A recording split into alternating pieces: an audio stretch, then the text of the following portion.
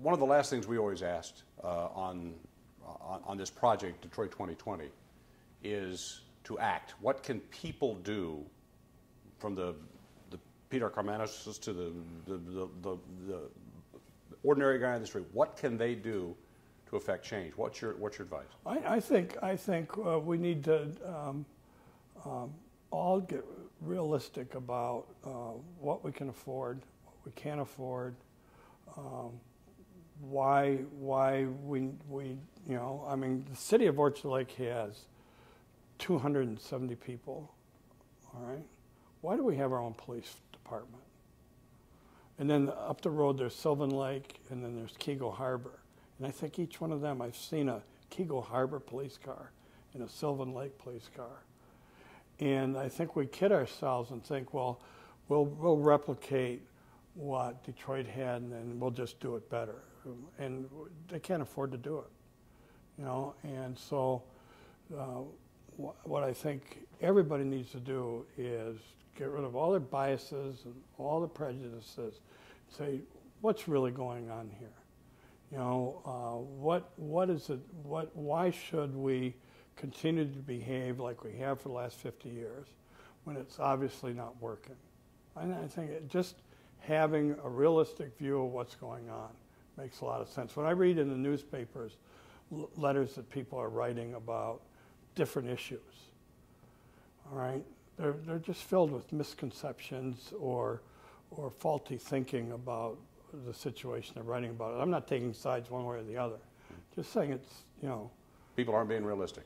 They're not being realistic, and they have a lot of stuff that they're carrying around with them. You know, there's an interesting story, I'll tell you, and I think this will highlight it because I have a hard time describing what I'm talking about. When I was a kid, we used to go in the alleys, and they'd have the big fluorescent lights that the guys were throwing out when they burned out, and we'd have sword fights with them. You know, we'd be fighting. And I remember one guy coming out and saying, "Boys, don't do that." He said, "Because if you get that powder in a cut, it'll never heal." Okay, we threw it down. Wow, don't want to do that. So now we go back when I first started CompuWare. So this would be 25 years later. All right, I'm on my desk, standing on my desk, trying to change the light bulb above the desk, and I'm handling it like I'm doing some delicate brain surgery. And I realized about 5 minutes into this exercise, I think out loud, I actually said it out loud, that wasn't true. All right, because I was worried that if I cut myself, the powder from that light would get in my cut and it would never heal. All right? So here 25 years later, I realized, boy, that was a silly thing to carry around all these years. And then I wondered, how many other things do I have in there that are as patently absurd that I really believe because I heard it one time and believed it. And I guess that's what I'm trying to say.